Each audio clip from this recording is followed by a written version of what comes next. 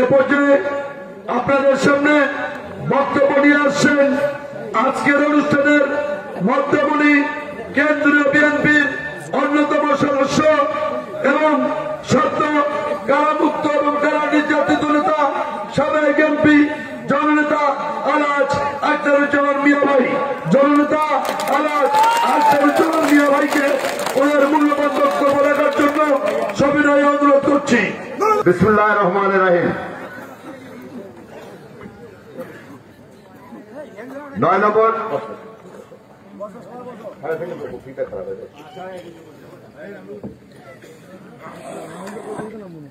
নম্বর ভিয়াল বিএনপির উদ্যোগে আয়োজিত শিরবন্দর উপজেলা বিএনপির সিদ্ধান্তক্রমে 12টি ইউনিয়নে জনসভা অনুষ্ঠানের উপলক্ষে আয়োজিত আজকের এই জনসভার সম্মানিত সভাপতি 9 নম্বর ভিয়াল ইউনিয়ন বিএনপির সভাপতি শিরবন্দর উপজেলা বিএনপির সম্মানিত আহ্বায়ক আপনাদের পরিচিত এবং সজ্জন মানুষ জনাব মুজিবুর রহমান শাহ। আজকের এই মঞ্চে আছেন শিরবন্দর উপজেলা বিএনপির যুগ্ম আহ্বায়ক 1 নম্বর নসরতপুর ইউনিয়ন পরিষদের সাবেক চেয়ারম্যান, দিনাজপুর জেলা পরিষদের সাবেক সদস্য আমার স্নেহাস্পদ জনাব নূর আলম সিদ্দিকী নয়ন। আমার সাথে মঞ্চে উপস্থিত আছেন শিরবন্দর উপজেলা বিএনপির অন্যতম সদস্য সাবেক উপজেলা চেয়ারম্যান জনাব নূর আলম সরকার দুলু ভাই। আমার এই মঞ্চে উপস্থিত আছেন শিরবন্দর উপজেলা বিএনপির অন্যতম সদস্য বাংলাদেশ জাতীয়তাবাদী যুবদল শিরবন্দর শাখার সম্মানিত যুগ্ম আহ্বায়ক, বিএম কলেজের অধ্যক্ষ, আইডিয়াল রেসিডেন্সিয়াল স্কুলের প্রতিষ্ঠাতা পরিচালক আমার ছোট ভাই জনাব অধ্যক্ষ মমিনুল ইসলাম। আমাদের সাথে আছেন 5 নম্বর ইউনিয়ন পরিষদের সম্মানিত চেয়ারম্যান, 5 নম্বর ইউনিয়ন বিএনপির সম্মানিত সভাপতি জনাব মঈনুদ্দিন আহমেদ শাহ। আমার সাথে আছেন 2 নম্বর সাতলা ইউনিয়ন বিএনপির সাধারণ সম্পাদক, 2 নম্বর সাতলা ইউনিয়ন পরিষদের সম্মানিত চেয়ারম্যান জনাব এনামুল হক শাহ। আমার সাথে রয়েছেন আপনাদের 9 নম্বরের মানুষের আশা আকাঙ্ক্ষার প্রতীক, আপনাদের 9 নম্বর মানুষের দেখভাল করার দায়িত্ব আপনারা যাকে গত ইউনিয়ন পরিষদ নির্বাচনে দিয়েছিলেন, আমার আত্মীয় জনাব আব্দুর রাজ্জাক শাহ। আমার মঞ্চে উপস্থিত আছেন শিরবন্দর উপজেলা বিএনপির আমার স্নেহাস্পদ ছোট ভাই দারুল ফলা মাদ্রাসার প্রভাষক জনাব মেজবাহুল ইসলাম। আমার সাথে আছেন শিরবন্দর উপজেলা বিএনপির অন্যতম সদস্য রেজানুর রহমান বাবু। আমার সাথে রয়েছেন শিরবন্দর উপজেলা বিএনপির অন্যতম নেতা কবির সরকার খোকন সহ জেলা পরিষদের সম্মানিত সাধারণ সম্পাদক প্রভাষক মানিক এবং দারুলফলা কলেজের প্রভাষক জনাব বাদশাহ সহ উপজেলা ছাত্র দলের সম্মানিত আহ্বায়ক রয়েছেন। আমার সাথে রয়েছেন শিরবন্দর উপজেলা বিএনপির অন্যতম সদস্য 10 নম্বর ইউনিয়ন বিএনপি সহ শিরবন্দর উপজেলা বিএনপির অন্যতম নেতা জনাব অধ্যক্ষ রেজাউল করিম। উপস্থিত রয়েছেন বিভিন্ন ইউনিয়ন থেকে আসা সভাপতি, সাধারণ সম্পাদক সহ অন্যান্য আমার স্নেহাস্পদ নেতৃবৃন্দ। সর্বোপরি মঞ্চের সামনে উপবিষ্ট 9 নম্বর ভিয়াল ইউনিয়নের বিভিন্ন অঞ্চল থেকে, বিভিন্ন ওয়ার্ড থেকে আসা সভাপতি, সাধারণ সম্পাদক সহ অন্যান্য সকল পর্যায়ের নেতৃবৃন্দ। সর্বোপরি উপস্থিত আছেন 9 নম্বর ভিয়াল ইউনিয়ন বিএনপির নেতৃবৃন্দ। আমি সবাইকে আমার পক্ষ থেকে, আমার দল জাতীয়তাবাদী দলের পক্ষ থেকে জানাই আন্তরিক সালাম, আসসালামু আলাইকুম। এবং অন্যান্য জাতির প্রতি, বিশেষ করে হিন্দু ভাইদের প্রতি আমার আদাব এবং শুভেচ্ছা। আমি শুকরিয়া জ্ঞাপন করি মহান আল্লাহ পাকের পাকের দরবারে যার অশেষ রহমত কৃপায় আজকে দীর্ঘ 16 বছর পর দুর্গাডাঙ্গার মাটিতে দাঁড়িয়ে আজকে হাজারো মানুষের সামনে কথা বলার যে শক্তি, হাজারো মানুষের সামনে দাঁড়িয়ে কথা বলার যে ক্ষমতা, হাজারো মানুষের সামনে দাঁড়িয়ে কথা বলার যে ঐকান্তিক ইচ্ছা মহান আল্লাহ পাক আমাকে দান করেছেন। এই জন্য পরম করুণাময় আল্লাহ তাআলার প্রতি শুকরিয়া জানাই। আমরা বলি আলহামদুলিল্লাহ। অসংখ্য দরুদ এবং সালাম আমাদের প্রিয় নবী, আল্লাহর প্রিয় হাবিব, আল্লাহর প্রিয় রাসূল আহমদ মুস্তফা সবাই বলি সাল্লাল্লাহু আলাইহি ওয়াসাল্লামের প্রতি। কৃতজ্ঞতা আপনাদের প্রতি।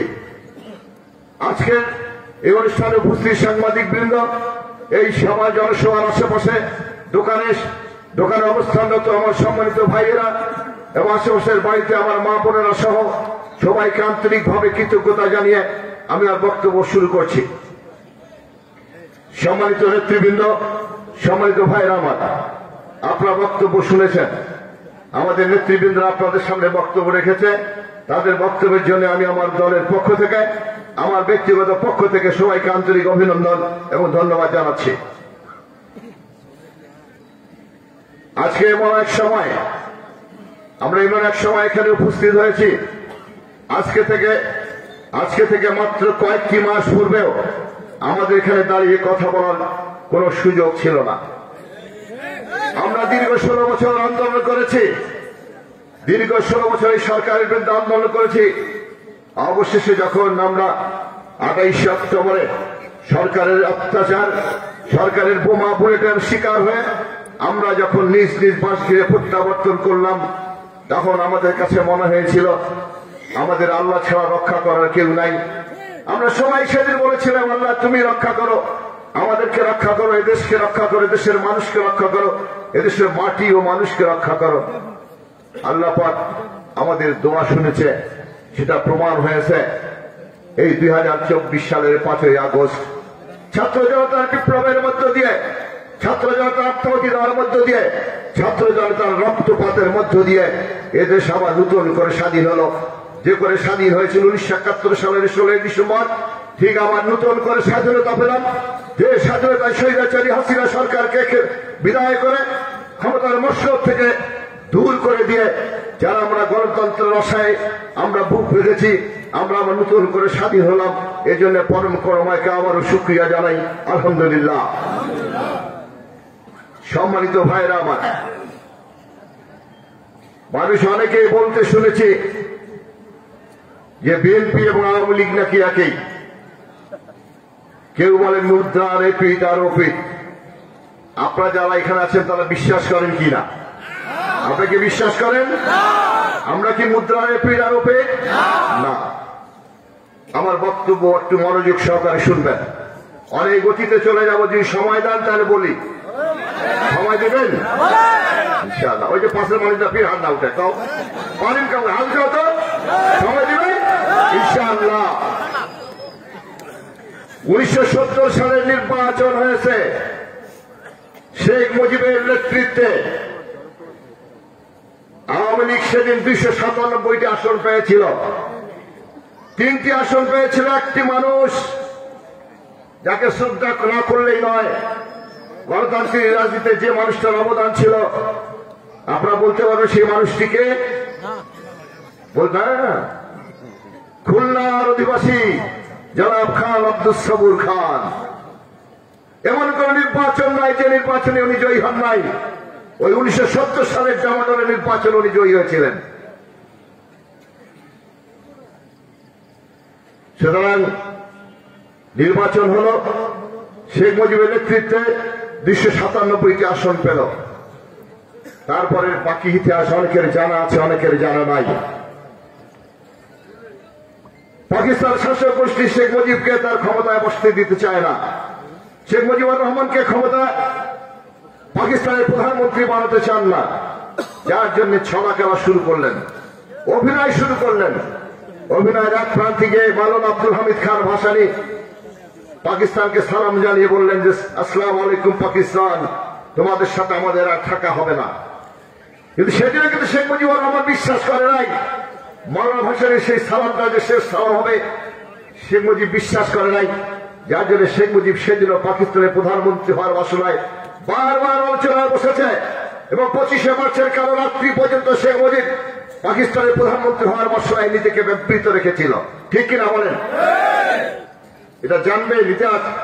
কারণ আমাদের লোকেরা বলে যে আওয়ামী লীগের একটা লোক যদি থাকে, আমাদের 7টা লোক নাকি ওদের সাথে কথায় পারে না। পারে কারণটা কি? কারণ আছে একটা, কারণ হচ্ছে আমরা জানি না, আমাদের স্মরণশক্তি দুর্বল, আমরা পড়ি না, আমরা জানার চেষ্টা করি না ইতিহাসটা কি, ঘটনাটা কি, এটা আমরা জানি না। জানলেও আমরা এগুলো নিয়ে কালচার করি না, এই সংস্কৃতি আমাদের মধ্যে নাই। যার জন্য আওয়ামী লীগের লোকরা দেখিবেন ভাতও পারে, কিন্তু দেখা পেপার ধরিয়ে আছে, উল্টা পেকে পড়ুক আর সোজা পেকে পড়ুক, ওরা কিন্তু পড়েছে নাকি পড়েছে না দেখিবেন। কিন্তু হ্যাঁ, আমার লোকরা কিন্তু পড়িছে কথা, আরে এলো পড়িয়া ভাত দিবে না, আর পড়িয়া আপনি ভাত দেয়, কারণ পড়িয়া জ্ঞান হয়, পড়লে জ্ঞান হয়, সেই জ্ঞান দিয়ে আপনি কথা বলবেন। তো বাংলাদেশে আওয়ামী লীগের লোকরা শেষ পর্যন্ত তারা শেখ মুজিবুর রহমান শেষ পর্যন্ত আশায় ছিল পাকিস্তানের প্রধানমন্ত্রী হব। কিন্তু 1971-এর কালো মার্চের রাত্রিতে যারা বাংলাদেশে যখন পাকিস্তান হারা, তার শাসক গোষ্ঠীর লোকরা সৈন্যরা ঝাঁপিয়ে পড়ল, সারা দেশ যখন অন্ধকারের অমানিসায় নিমজ্জিত, যখন সারা দেশের মানুষ যখন আতঙ্কগ্রস্ত, আগামী দিনে কি হবে এই চিন্তায় যখন মানুষ আতঙ্কগ্রস্ত, শেখ মুজিবুর রহমান পাকিস্তানি শাসক গোষ্ঠীর কাছে আত্মসমর্পণ করে পালিয়ে গেলেন। দেশমাতৃকার ডাকে সাড়া দেওয়ার মতো আওয়ামী লীগের কোন নেতা সেদিন ছিল না। ঠিক হঠাৎ করে 1971 সালের 26শে মার্চ কালুরঘাট বেতার কেন্দ্র দখল করে যে কণ্ঠটি গর্জে উঠেছিল, সেটি আর কারো কণ্ঠ নয়, সেটি ছিল মেজর জিয়ার কণ্ঠ। যে মেজর জিয়া 1978 সালে 1 সেপ্টেম্বর যিনি বাংলাদেশ জাতীয়তাবাদী দল নামে একটি সংগঠনকে জন্ম দিয়েছেন, সেই জিয়াউর রহমান যখন স্বাধীনতার ঘোষণা করল, তখন আওয়ামী লীগের লোকদের মাথা টান হয়ে গেল। এই কি ব্যাপার, আমরা দল করলাম, আমরা নেতৃত্ব দিলাম, আমরা কেউ ঘোষণা দিতে পারলাম না। পরের দিন অনুরোধ করে শেখ মুজিবের সৌজন্যে জিয়াউর রহমানকে দিয়ে আমারও স্বাধীনতার ঘোষণা দিয়েছেন। On behalf of Sheikh Mujib, অর্থাৎ শেখ মুজিবের সৌজন্যে আমি মেজর জিয়া স্বাধীনতার ঘোষণা করছি।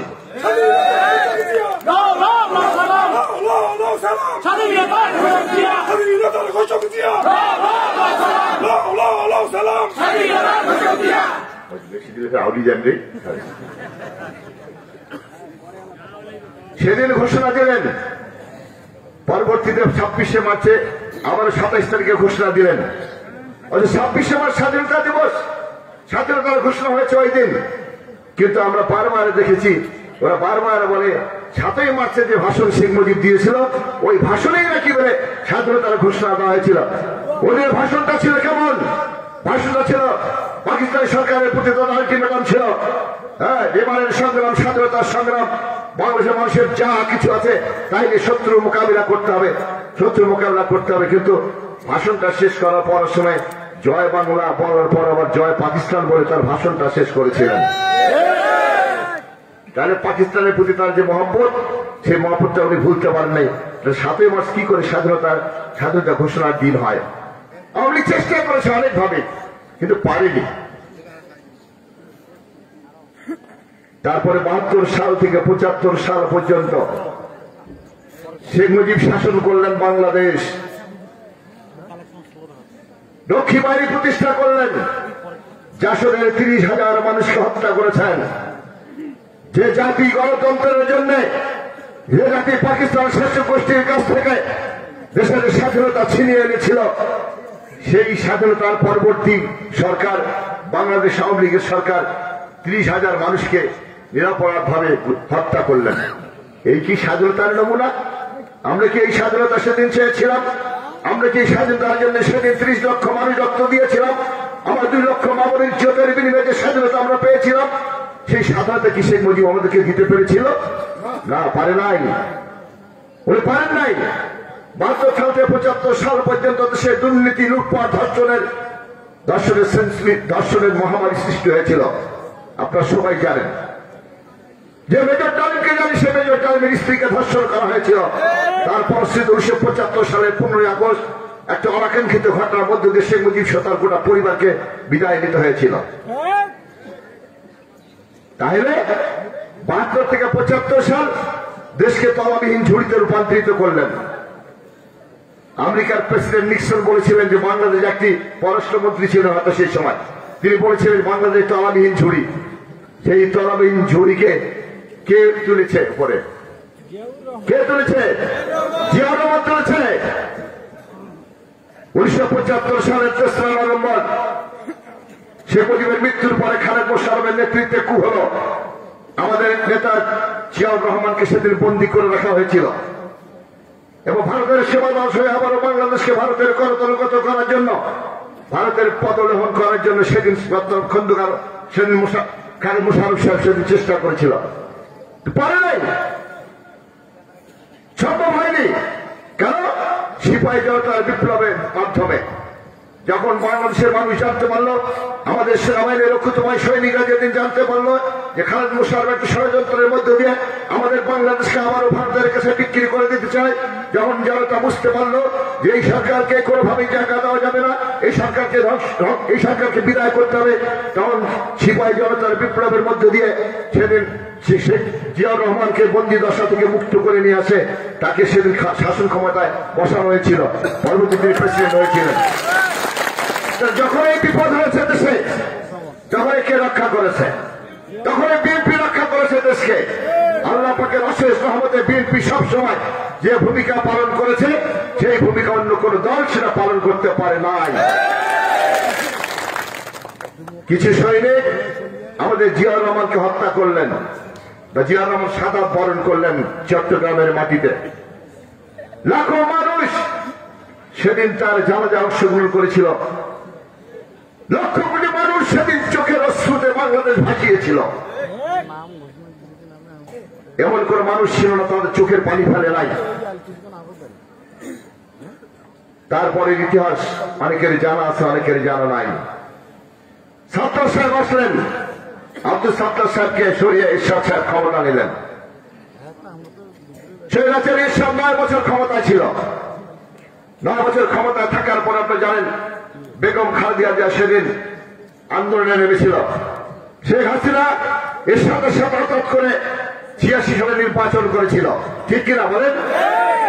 আবার খালেদা জিয়া যখন আন্দোলন তুঙ্গে উঠালেন, যখন আহ্বান করলেন সবাই দেশের পাশে আসুন, এই স্বৈরাচারী এরশাদকে সরিয়ে আমরা দেশের গণতন্ত্র প্রতিষ্ঠা করব, সেই মুহূর্তে শেখ হাসিনা পদত্যাগ করলেন এরশাদের সংসদ থেকে।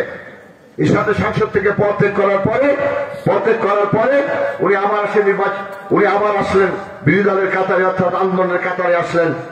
1988 সালে আরেকটা নির্বাচন হলো, নির্বাচনের সাক্ষাৎ করে, কিন্তু তারপরে টিকতে পারেন নাই। বেগম খালেদা জিয়া শত অত্যাচার সহ্য করে, শত নির্যাতন সহ্য করে, সরকারের হুমকি ধমকি উপেক্ষা করে সেদিন আবার তিনি আপসীর নেতৃত্বে রূপান্তরিত হয়েছিলেন।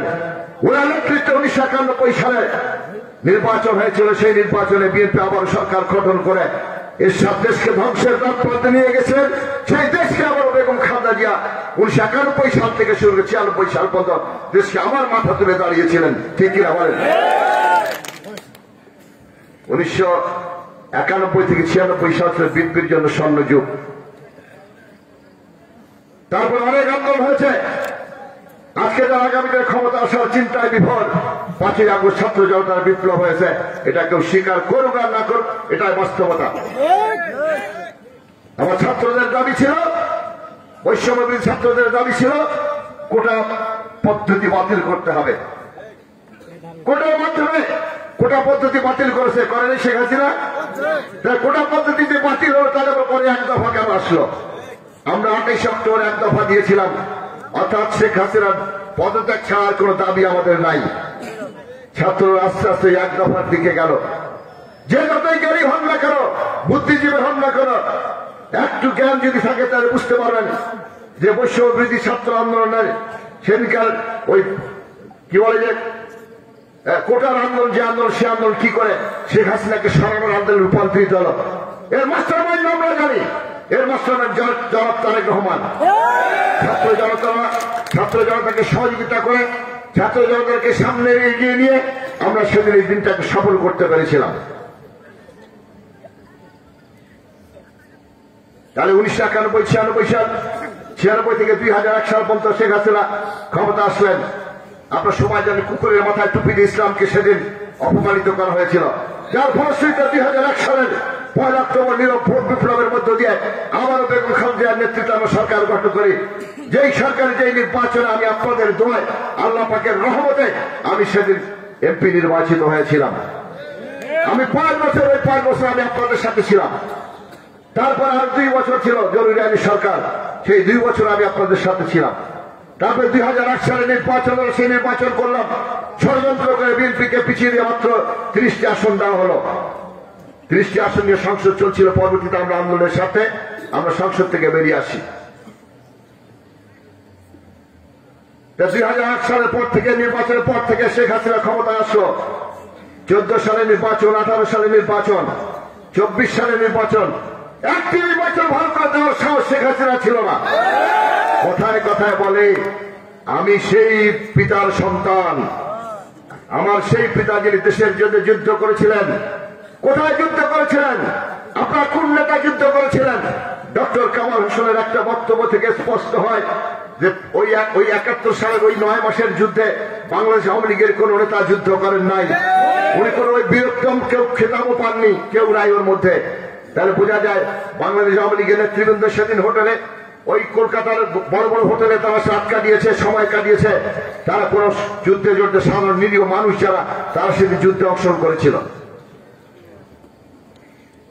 এই আওয়ামী লীগ 96 থেকে 2001 সাল থেকে আমরা আসলাম ক্ষমতায়। তারপরে ষড়যন্ত্র করে তারা আবার ক্ষমতা আসলো। ক্ষমতা আসার পরে কি রেখেছি? 2010 সালে আমাদের প্রিয় নেত্রী, দেশের নেত্রী বেগম খালেদা জিয়াকে বাড়ি থেকে বিতাড়িত করলেন। সেই জন্য আমাদের নেত্রী বলেছিলেন যে আজকে যারা আমাকে বাড়ি থেকে বের করলো, এবং একদিন আল্লাহ পাক তাদের জন্য সেই ভাগ্য নির্ধারিত করে রাখবে। তারা দেশের মাটিতে থাকতে পারে, বাড়িতে দূরের কথা, দেশের মাটিতে থাকতে পারে, তাদেরকে বিদেশে যেতে হবে। গেছে কিনা? বিদেশের মাটিতে আশ্রয় নিয়েছে।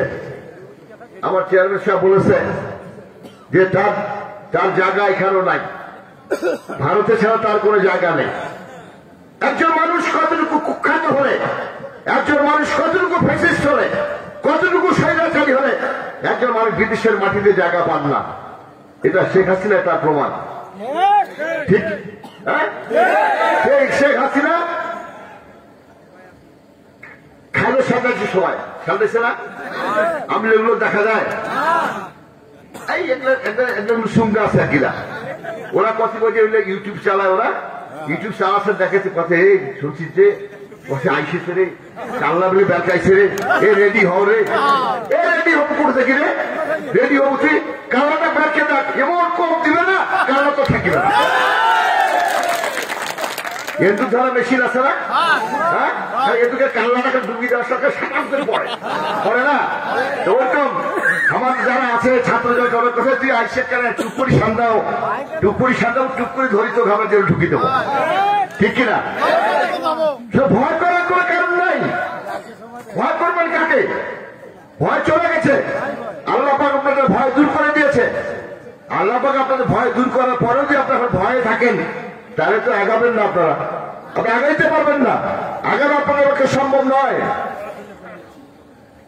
একটা দেশ সর্বনাশ করেছে শেখ হাসিনা, কোন মানুষের হওয়ার কথা নাই। একটা জায়গা নেই, একটা প্রতিষ্ঠান নাই যেটা ভালো আছে, সবগুলো খেয়ে ফেলেছে। দুর্নীতিতে সমস্ত নষ্ট করে ফেলেছে। আজকে ব্যাংক খালি হয়ে গেছে। আপনি কোন ব্যাংকে গেলে চেক 1 লাখ টাকার চেক দিলে আপনাকে টাকা দেয় না, আপনাকে টাকা দেয় না, তার মানে টাকা নাই। ব্যাংক কাদেরকে দিয়েছে? ব্যাংক দিয়েছে তাদের লোককে, অর্থাৎ যারা চুরি চামারি করে ব্যাংক থেকে সকল টাকা বিদেশের মাটিতে পাচার করতে পারবে, তাদেরকে ব্যাংকের এমডি করা হয়েছে, তাদেরকে ব্যাংকের পরিচালক করা হয়েছে। তারা সকল টাকা লুটপাট করে নিয়ে দেশ চলে গিয়েছে। উন্নয়নের নাম করে পদ্মা সেতু করেছেন, বললেন নিজের টাকা পদ্মা সেতু করবেন, তাহলে এখন কিস্তি দিচ্ছেন কাকে? এখন কেন চীনকে কিস্তি দিচ্ছেন? তার মানে মিথ্যা কথা মিথ্যা কথা আওয়ামী লীগের সাথে কেউ পারবে না। ওই জন্য ওই যে সাতজন ওই একজন যারা কথা বলে মিথ্যা কথা বলে, আমাদের লোকরা মিথ্যা কথা বলতে পারে না, ওই জন্য ওদের সাথে তর্কে জড়ায় না, ঠিক কিনা? এই হচ্ছে আওয়ামী লীগ। পদ্মা সেতুতে কতগুলো ট্রেন চলবে? 68টা ট্রেন চলবে। 68টা ট্রেন চলে এতগুলো টাকা আসবে, অতগুলো টাকা আসলে তাহলে ওই পদ্মা সেতু লাভজনক হবে। আরে 68 ট্রেন তো গোটা বাংলাদেশে নাই। পদ্মা সেতু দিয়ে 68টা ট্রেন কিভাবে চালাবো? কোনদিনে চলবে না। মেট্রো রেল বানিয়েছে, হ্যাঁ মানুষ কিছু সুবিধা পাচ্ছে, দৈনিক 300 কোটি টাকা খরচ, 150 কোটি টাকা আদায় হয়। তাহলে এই লস কোন দিন উঠিবে? এই লস উঠবে কোন দিন? এই লস উঠবে না। আপনার টানেল করেছে, কর্ণফুলী টানেল, যেটা বাপের নামে করেছিল বঙ্গবন্ধু টানেল, সেই কর্ণফুলী টানেল করেছে। সেখানে যে পরিমাণ টাকা আদায় হয় সেই টাকা দিয়ে 100 বছর ওই টাকা শোধ হবে না বিদেশের।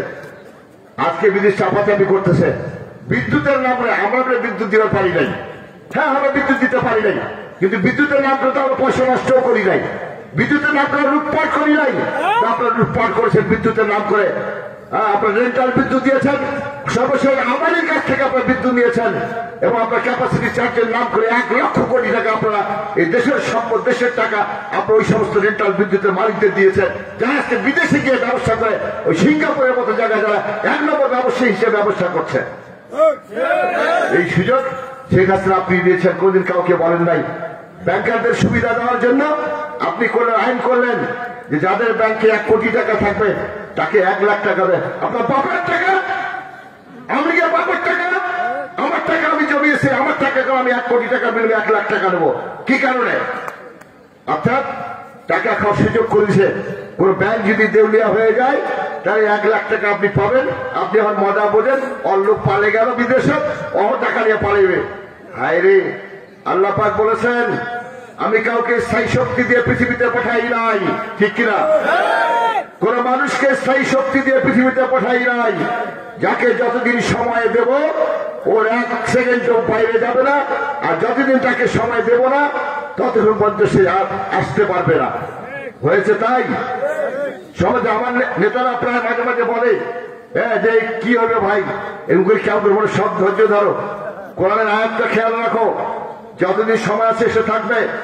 আমাদের নেত্রী, দেশের নেত্রী বেগম খালেদা জিয়া বলেছিলেন যে আওয়ামী লীগ নিয়ে তোমরা বেশি চাপাচাপি করিও না, আওয়ামী লীগ নিয়ে বেশি মাথা ঘামাইও না। এমন একদিন আসবে যে আওয়ামী লীগ পথে করে গন্ধ বের হবে, সেদিন সবাই বুঝতে পারবে সেই আওয়ামী লীগ। বেগম খালেদা জিয়ার কথা ঠিক হয়েছে যে আওয়ামী লীগ আজকে গন্ধ উঠেছে, আওয়ামী লীগের কোন লোভ নাই আজকে। সুতরাং কোন মানুষের পতন চাইলে তাকে আবার কদিন মন হয়ে গেছে, কোরআনের আয়াত আছে কুন ইয়াফাইয়াকুন, আল্লাহ যদি বলে হতাল হয়ে যায়।